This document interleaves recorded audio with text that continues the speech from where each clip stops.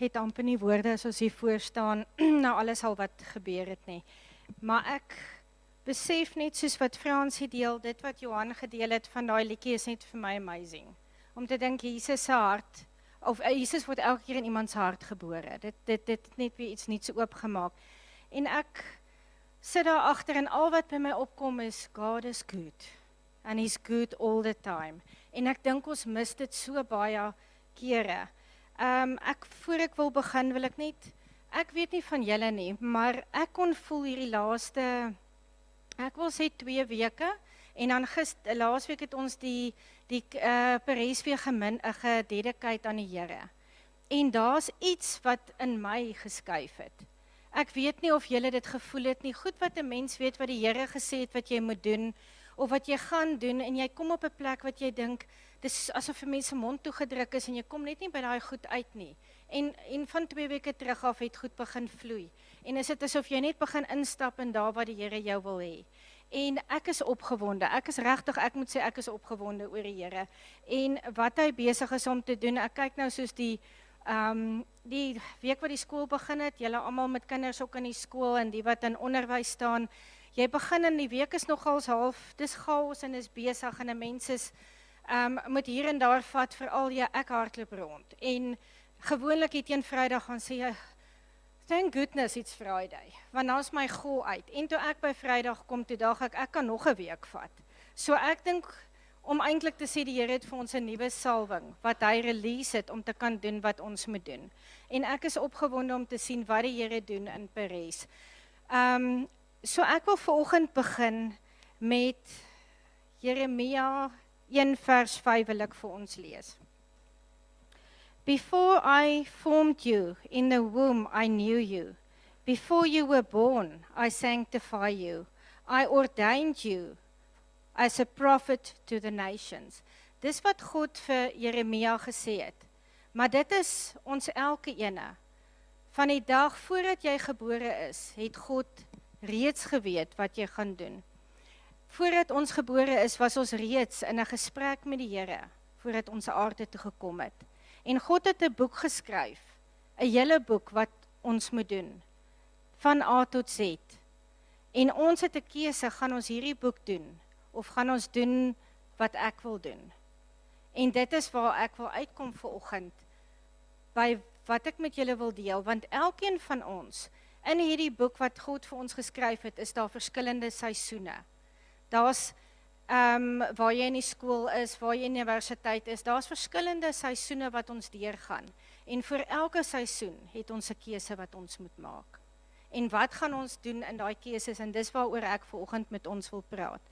Want ons almal weet, ek wil altyd my purpose en my destiny so groot maak, en so moeilik maak. En ek besef die laaste jaar, soos wat ek deur die Torah gelees het, besef ek dis eintlik net so eenvoudig. Want ons is almal gebore, en ons is almal op hierdie aarde gesit met een doel, is om God te verheerlik, en om sy koninkryk af te bring aarde toe, sodat ons sy redemption en restoration kan bring saam met hom. En as ons dit verstaan, dan begin ons in 'n verhouding met hom kom, en dan begin hy sy seisoene vir jou uitwys, van waar en hoe hy jou wil gebruik. Maar ons wil dit baie keer te moeilik maak, en dit was nogal vir my revelation. Begin net by die begin. Begin om loof en prys, en begin daai goed doen, wat jy nou het waar jy is. En dan begin hy die goed add, soos wat jy in verhouding met hom ingaan. Soos ek voorberei het, en soos wat 'n mens nou, ek geniet die Torah hierdie jaar regtig baie, ek het vir die donderdag groep ook gesê, die Here het vir my baie goed oopgemaak.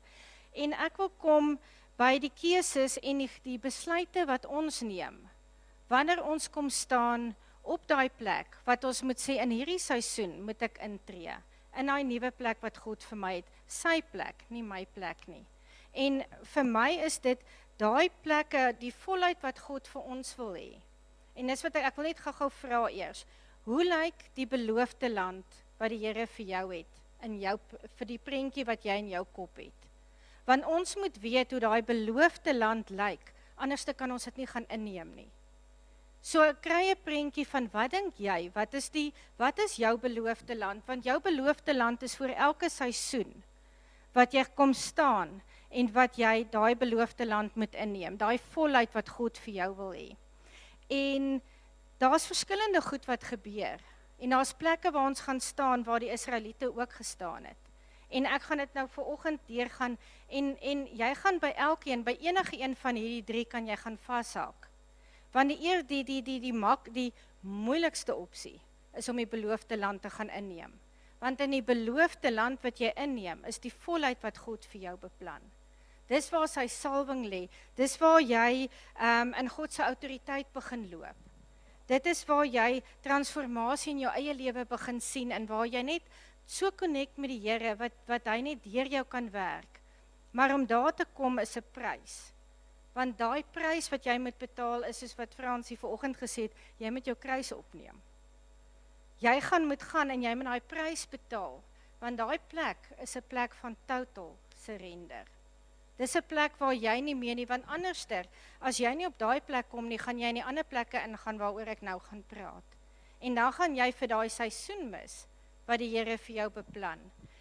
So ek gaan by die eerste ene uitkom, so onthou nou, hoe lyk jou beloofde land, want as jy nie die prentjie het nie, gaan jy dit mis, en gaan jy nie weet, dan gaan jy in die strikke trap van al hierdie ander plekke. So die heel eerste ene, was toe die Israeliete uit Egipte uitgekom het, hulle was by Sinaï, hulle het 'n hele, basies, het was 'n jaar en 'n half, 2 jaar wat dit hulle gevat het, om min of meer, as ek nou moet skat, om uit te kom by Kadesh Barnea. Dis die plek waar hulle die keuse moet maak, en in daai plek, voor dit, het hulle vir 11 maande by Sinaï gesit, waar God vir hulle alles gewys het, waar hulle soveel van sy wonderwerke gesien het. Ons vandag moet glo daai goeters het gebeur, en ons sien nie die uiterlike soos wat hulle dit gesien het nie. Maar hulle het God wesenlik het hy in hulle midde geloop. En toe kom hulle, en hulle, na alles, gaan hulle in die wildernis in. Want dit is hier waar die wildernis is die plekke waar God ons invat, sodat daai oomblikke, want ons kan nie die hele tyd net by Jesus se voete sit nie. Ons moet op 'n plek kom waar ons gaan doen wat hy vir ons gesê het by sy voete. So dit is waar die Israeliete was, hulle het by sy voete gesit. En nou moet hulle gaan doen, en die beloofde land gaan inneem. En dis waar ons toets lê. Het jy by Jesus se voete op so 'n plek gesit? Want God, kyk nou, kan jy toepas wat ek vir jou gewys het. En hulle kom by die beloofde land, en hulle kom en hulle stuur die verspieders uit wat ons almal ken, en ek gaan net vir ons lees, want nou kom hulle terug. En die 10 sê, there we saw giants, the descendants of the Anak, came from the giants, and we were like grasshoppers in our own sight. And so we were in their sight. Hulle persepsie, hoe hulle gelyk het. So dis daai plekke waar hulle kom, en dit is nou die 10. Ek gaan net daai lees van Joshua en Caleb kom, en hulle sê, the land we passed through to spy out is an exceedingly good land. If the Lord delights in us, then he will bring us into the land and give it to us, a land which flows with milk and honey. So wat is die verskil tussen die 10 en die 2? En daar is die plek waar ons gaan moet kies ook, en dis die plekke waar ons ook staan. En ek gaan nou nie vir julle vra, en ek het vir die onderwysers gevra, maar ek weet nie of enige een van julle kan sê, wat is die verskil tussen die 10 en die 2? So die 10 was die mense wat, jy het gesê Fransie ook die begin van die jaar, glo julle my of glo julle in my? So die 10 het geglo God bestaan. Hulle het geglo, hy kan al daai dinge doen, want hy het hulle uit die beloofde land, hy het hulle uit Egipte uitgelei. Maar hulle het hom nie vertrou, en hulle het nie geloof in hom gehad nie. Maar Joshua en Caleb het vertroue in God gehad, en dit is die plekke waar ons kom, en daai geloof en vertroue, is my eintlik so 'n mooi woord, want dit dis faith and trust. In die Engels en Afrikaans sê hy nie so mooi soos in die Hebreëus nie. So die Hebreëse woord is emunah. En emunah beteken to receive, to carry, to embrace, to nurture, and yield one's soul and body to the service of a life force that motivates action inspires en empowers. So jou hele wese is so geheeld aan God, dat hy jou empower en hy motivate daai action wat jy moet gaan doen, want dit is waar Abraham vandaan kom. Abraham het Emunah gehad. En Abraham, toe die Here vir Abraham sê, trek uit die land uit, en gaan na 'n land toe, los jou familie en ek sal vir jou wys, het Abraham in 'n totale daai Emunah geloop. Hy het vertrou, hy het geglo, hy het al sy hele wese het geheeld aan die God wat vir hom gemotiveer het om te gaan. En wat gebeur toe nou met die 10 mense? Hulle het die reëse gesien en hulle geloof en vertroue het gedaal. So ek gaan nou vir ons 'n paar stappe wat ek toe nou besef het wat gebeur. Die eerste is ons moet onsself 'n vraag vra wanneer jy nou voor jou beloofde land staan. Vra ons onsself, hoe glo jy sien God jou? Want onthou hoe het hulle gesien, hulle het gesê, daai mense soos giants. So hoe sien ons, hoe dink ons God sien ons en hoe glo jy God dink oor jou? Want as jy nog nie hierdie uitgesorteer het van wie jy is nie, dan gaan die giants en jy gaan in vrees ingaan en die probleem met daai ding is, die 10 verspieders wat teruggekom het in 'n victim mentality geleef. En hulle het nie geleef, hulle het geleef in daai plek van arme ek, en hulle het onmiddellik, en as ons gaan kyk wat hulle gesê het is, hulle het almal geblameer behalwe hulle self. Hulle het gesê, dis God wat my God het my uitgebring, so hy haat ons seker, so hy wil ons seker doodmaak hier in die woestyn en in die plek, en hulle het nie geloop in die plek waar Joshua en Caleb geloop het, en hulle self gesien het as objekte van God se perfekte liefde nie. En dis daai plek wat ons moet kom, ons moet daai victim mentality, want die lewe is, ek sê altyd vir die kinders in my klasse, die lewe is taaf. Ons kan nie beheer wat met ons gebeur in die lewe nie, maar ons kan kies hoe ons gaan reageer daarop. Ons kan of in 'n victim mentality sit van arme ek, en dis 'n plek waar die vyand 'n field day het. As jy sit in arme ek en kyk net wat het alles met ons gebeur en met my gebeur. En ja, dit is moeilik, maar daai plek is die gevaarlike plek. En dan het ons altyd 'n keuse. Ja, so jy die keuse dan nou ook. Bly ek in 'n victim mentality of gaan ek in God se perfekte liefde in? Want daar lê een probleem is, wat is die wortel in jou hart? Want ons gaan dit ook met uitsorteer is, daai wat jy in jou hart glo, daai roots gaan ons moet uithaal, sodat God se perfekte liefde, al die vrees vir elke giant in ons lewe kan begin verwyder. En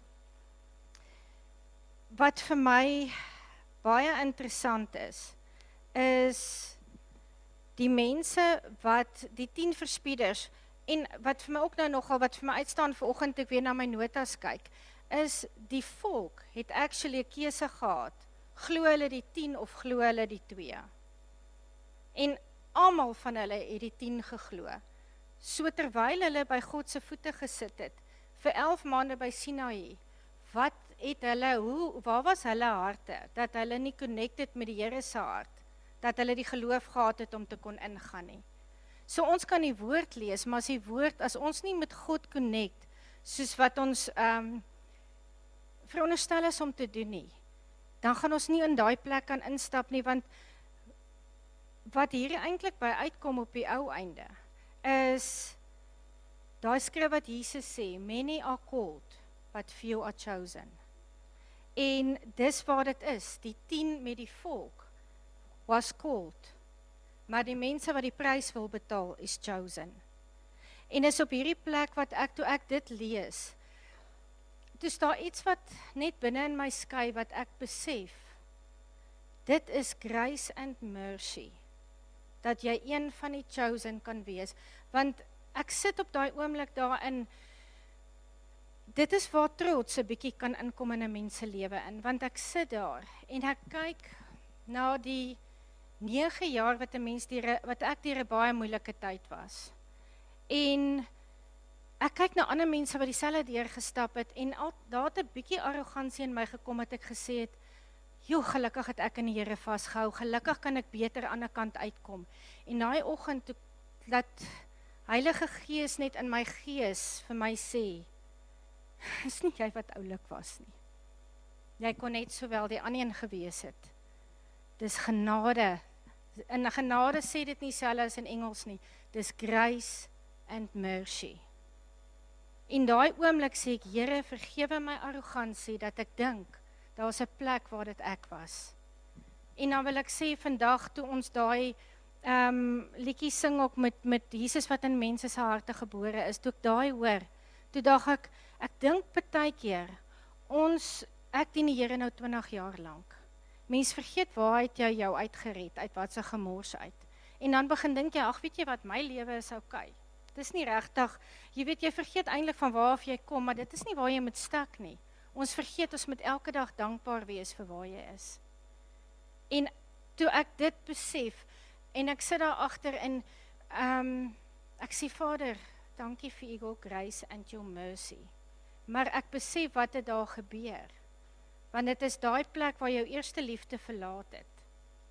En toe ek daar sit, toe sê ek dankie for your grace and your mercy, wat my nou weer connected aan my eerste liefde. Wat ek besef het, is nie ek nie. En elke dag is genade. En dit het net vir my nuwe revelation gegee. Nou wil ek kom by die ander mense, wat ook moes kies om in die beloofde land in te gaan. So ons moet nou in die ander een met ons na ons victim mentality los. Nou die ander mense is, toe hulle deur die 40 jaar gekom het in Nimeri en hulle kom staan voor die beloofde land. Hulle teen die Midianiete beklei en die Amorite en ek weet nou nie wie almal nog daar was nie. En hulle het hulle verslaan, want dit was God se oordeel op hulle. Maar die stamme van Ruben en Gad kom na Moses toe. En hulle sê, en ek lees vir ons Numeri 32 vers 1 tot 2. Now the children of Reuben and the children of Gad had a very great multitude and livestock. And when they saw that the land of Jazer and the land of Gilead, that indeed the region was place for livestock, the children of Gad and the children of Reuben came and spoke to Moses, to Eliezer the priest, and to the leaders and the congregation. En dan gaan ek na vers 5 toe. Therefore they said, if we have found favor in your sight, let this land be given to your servants as a possession. Do not take us over the Jordan. So watter plek kom staan ons, wanneer ons daar by hulle is, want dit wat hulle daar gedoen het hulle die erfenis wat God vir hulle beplan het, gesê het, hulle is nie eers te bang om dit in te neem, hulle het net gesê, ek wil nie dit hê nie. En die ergste is, dis dieselfde sonde wat Adam en Eva gedoen het. Want hulle het ingeval in the lust of the eye, the lust of the flesh, and the pride of life. En hulle wil nie inneem dit wat die Here voor hulle sit nie, want dit is te gemaklik aan die kant. Dit wat hulle sien is te lekker. Die manne het nog steeds gaan beklei, maar hulle wou dit nie gehad het nie. So hulle het gegaan en hulle verwerp God se erfenis, en hulle sien dat die land wat hulle oorwin het goed was vir hulle.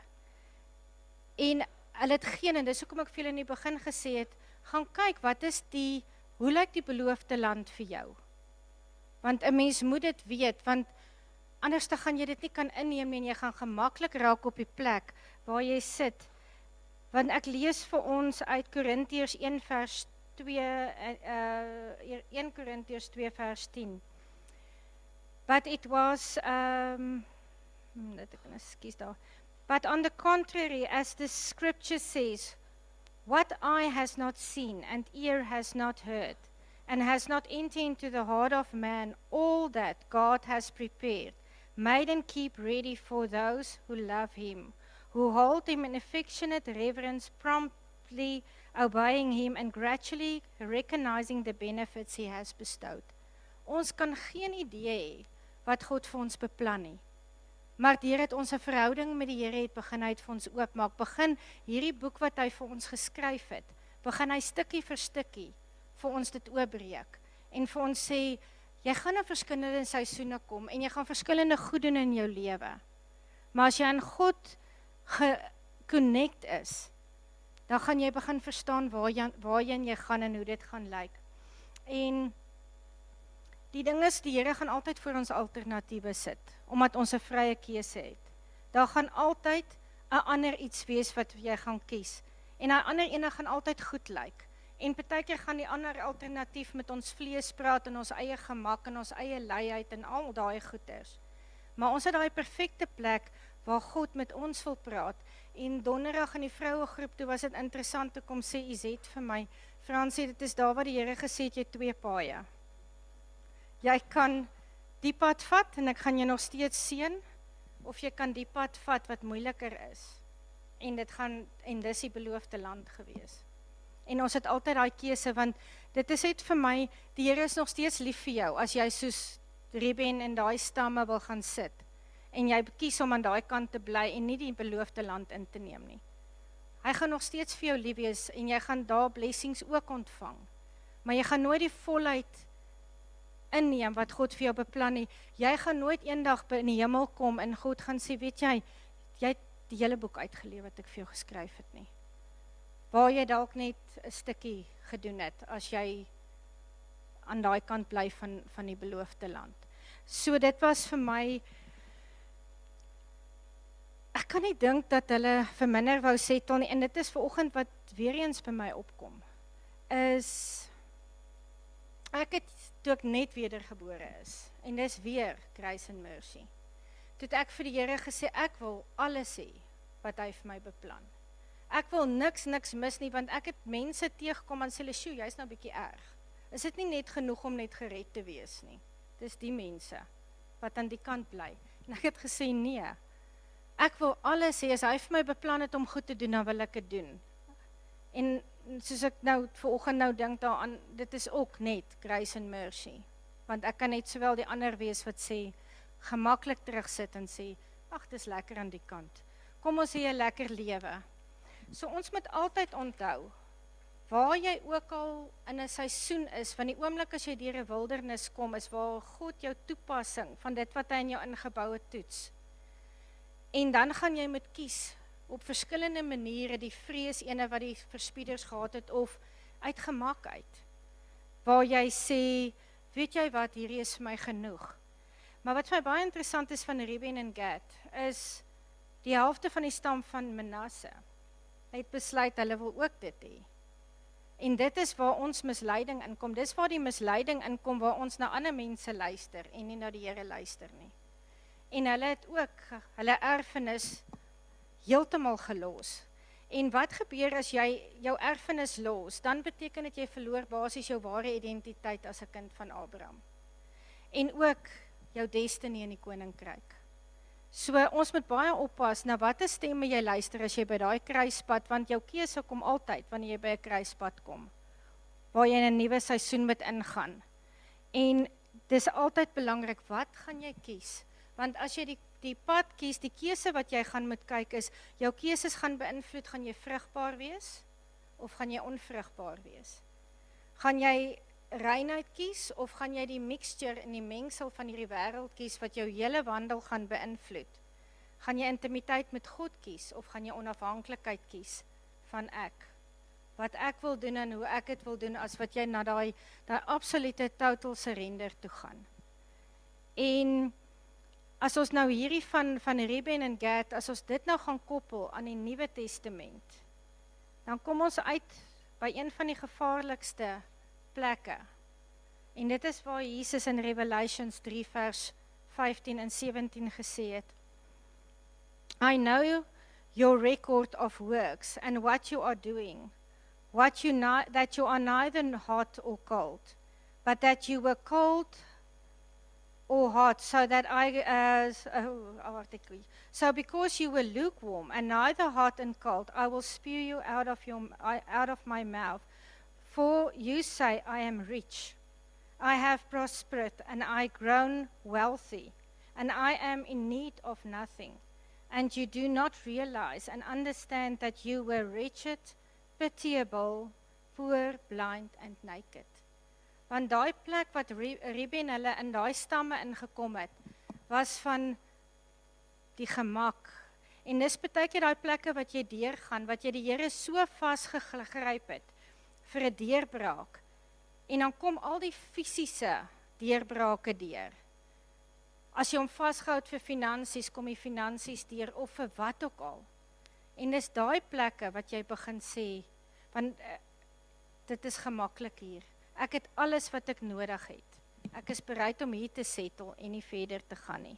En dan raak 'n mens lauwarm, dan is dit daai plek wat jy jou eerste liefde verlaat, want the wealth of the world raak vir jou te belangrik. En ek dink dis 'n gevaarlike plek, want ons hou die Here vas op twee maniere. Jy hou hom vas as dit moeilik gaan, en jy hou hom, en hy toets jou in daai plek, hou jy hom vas as dit moeilik gaan, en dan toets hy jou, as jy alles gekry het, gaan jy my nog soek. En hierdie is waar Reuben en Gad uitgekom het. En mag die Here ons help in hierdie keuses, dat as ons voor 'n beloofde land staan, dat ons die regte keuse maak. En ek kom op 'n ander ene af. Daar's 'n ander plek ook waar jy die beloofde land kan verloor.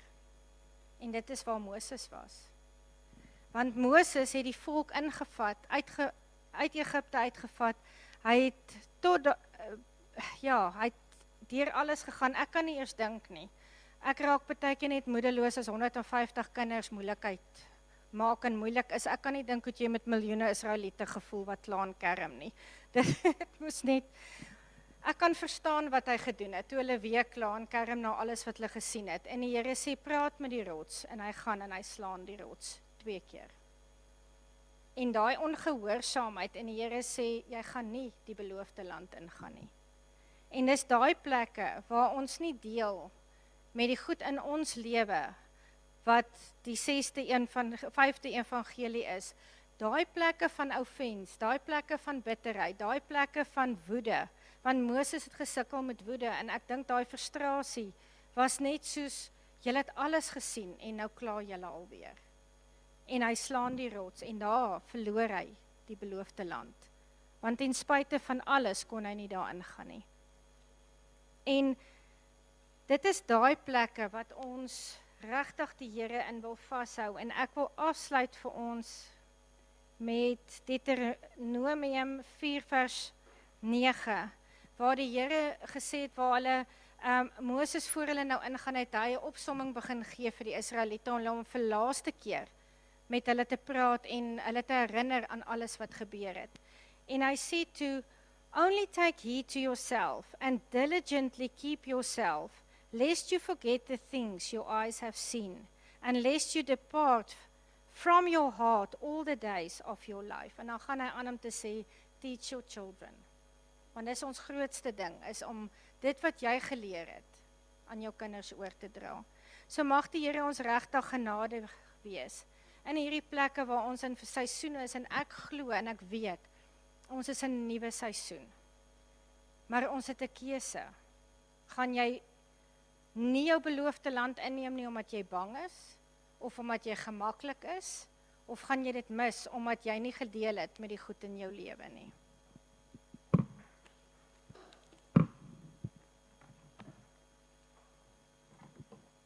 Sjoe, die Here het regtig vir my vanoggend so bedien. Dankie Natasha, dit was so goed geweest.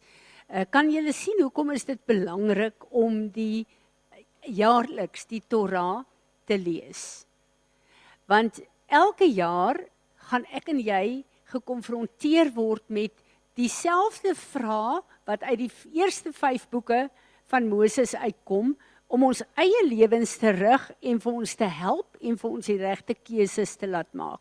So daarom is dit so belangrik, en uit dit uit word ons elke keer op 'n nuwe vlak, 'n nuwe seisoen gekonfronteer. So ek wil julle aanmoedig, Natasha sit vir ons die Torah reading elke week op, dis baie leeswerk, maar dit toets ons lewe en dit leer vir ons regtig baie oor die pad wat die Here wil hê ons moet stap. Ja, een van die goed wat vir my so opgeval het, terwyl sy gepraat het, wat my eintlik so halwe kramp in my hart gee, is dat daardie 10 en daai 2, hulle het met die vrug van die beloofde land uitgekom. Hulle het die vrug gesien, hulle het dit geproe, en ten spyte daarvan, ten spyte dat hulle die vrug sien, wat hulle dan toegang het vir die res van hulle lewe, staan hulle daar en sê, nee, ek gaan God nie glo nie. Mag die Here ons help hiermee. Leandri gaan vir ons bedien met die verbondsmaal. Ja, Izet. Wil jy iets sê? Ek wil net sê ook so, tussendeur, daar is weer koffie, daar gaan nou elke keer koffie wees na die tyd. Dit kom nou by my op en ek wil nou maar net ook 'n eiertjie lê na Natasha se mooi boodskap. Weet julle, jy kan die beloofde land verloor as jy dink jy's nie goed genoeg nie. Ons het almal hierdie gevoel, daar's 'n nuwe begin. Nou hoor ek mense sê, maar hoe kan dit nou vir my, ek kan dit nou nie vat nie, hoekom bid jy nie daarin nie, hoekom spring jy nie daarin nie, maar jy gaan dit verloor, as jy nie ook 'n stapie neem nie. En dan wil ek net sê, sy het donderdag ook gesê, daai Reuben en Gad en Manasse, was die volke wat heel eerste aangeval is, heel eerste weggevoer is na die vreemde, hulle wat daai kant van die Jordaan gebly het. Want jy is buite God se perfekte wil.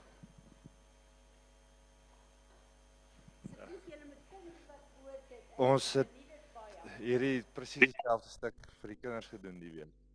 En wat die Here vir ons gewys het, die twee was bo reg geweest. Hulle verstande was reg geweest. Hulle emosies was vir die Here gegee. Hulle verstand was uit en uit. So hulle denke was hy geweest. As die ander se denke was nie op hulle betref. Neem jou gedagtes gevangene en maak dit gehoorsaam aan Jesus. Tannie Frans het toe ons Woensdag aand begin voorberei het ons hieroor gepraat en dit is nogal iets wat ons wat deel vorm van ons visie nou vir die band is om Jesus te gaan soek waar hy op pad heen is.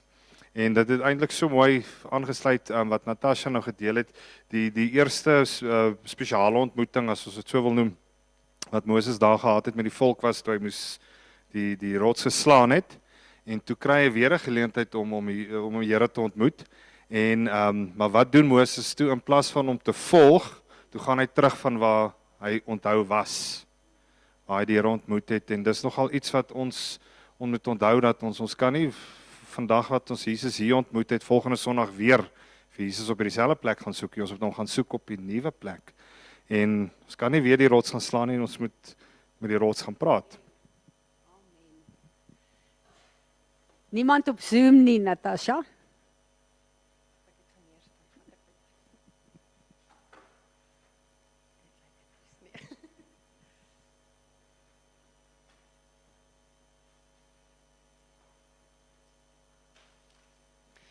Okay, julle, ek werk met kinders, so ek hou van prentjies. So ek het net 'n prentjie vir julle gebring wat hoop dat die visuele prentjie julle kan saamvat huis toe.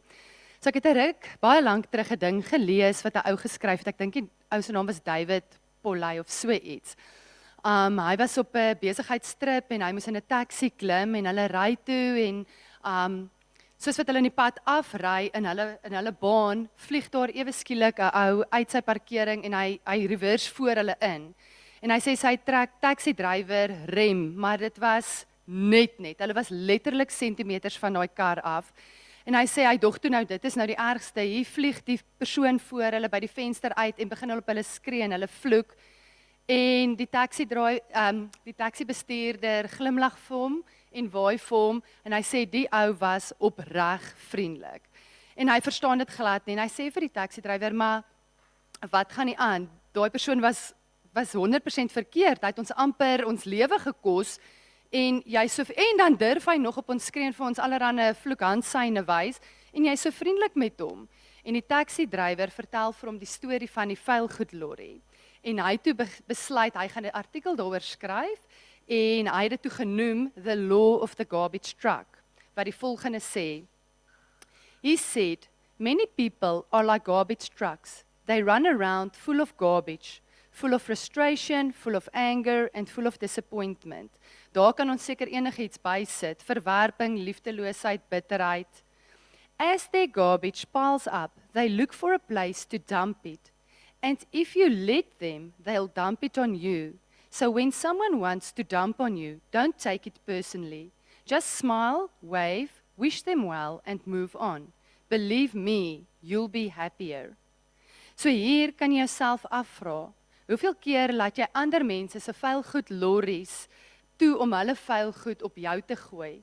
Hoeveel keer vat jy daai selfde vuil goed en gaan gooi dit op die mense om jou naaste, jou kinders, jou vriende. As iemand vuil goed op jou kom gooi, is dit tegnies hulle probleem. Maar wanneer jy dan ooreageer en verkeerd optree, word dit jou probleem ook. Het ek dit nou reg sê, dis eers hulle probleem en dan as jy verkeerd optree, word dit jou probleem ook. So toe ek gaan kyk, wat sê Jesus? So Jesus praat, ek net by die stukkie kom, Matteus 5 vers 42 tot 48. Julle het gehoor dat daar gesê is, jy moet jou naaste lief hê en jou vyand moet jy haat. Maar ek sê vir julle, julle moet julle vyande lief hê, seën die wat vir julle vervloek, doen goed aan die wat vir julle haat, en bid vir die wat julle beledig en julle vervolg, sodat julle kinders kan word van julle Vader wat in die hemele is. Want hy laat sy son opgaan oor slegtes en goeies, en hy laat reën op regverdiges en onregverdiges. Want as julle liefhet die wat vir julle liefhet, watter loon het julle? Doen die tollenaars nie ook dieselfde nie? En as julle net julle broeders groet, wat besonders doen julle dan? Doen die tollenaars nie ook so nie? Wees julle dan volmaak, soos julle Vader in die hemele volmaak is. So die belangrikste is, hoe vinnig jy die gemors kan afgooi, om weer op God en sy dinge te fokus, en nie toelaat dat die wêreldse gemors jou fokuspunt van God afvat nie. OK, kom ons bid saam. Vader, in die naam van Jesus, bid ons U gees van onderskeiding en wysheid af op ons almal. Here, dat ons kan onderskei wanneer iemand hulle gemors op ons gooi en dat dit nie ons in is om te dra of te hou nie, dat ons daarvan kan ontslaa raak. Heilige Gees, rig ons, help ons, leer ons en wys ons hoe om alledaagse en ander mense se gemors af te skud en skoon te kom, maar ook om ons eie gemors stukkie vir stukkie af te laai, uit te pak en uit te sorteer, sodat ons nie ons gemors op ander kan laai nie. Here, sodat ons kan skoon wees om U weg en U waarheid te volg. Heilige Gees, gee ons daaglikse leiding in hierdie aspek en rig ons voetstappe tot eer en verheerliking van U naam. Amen.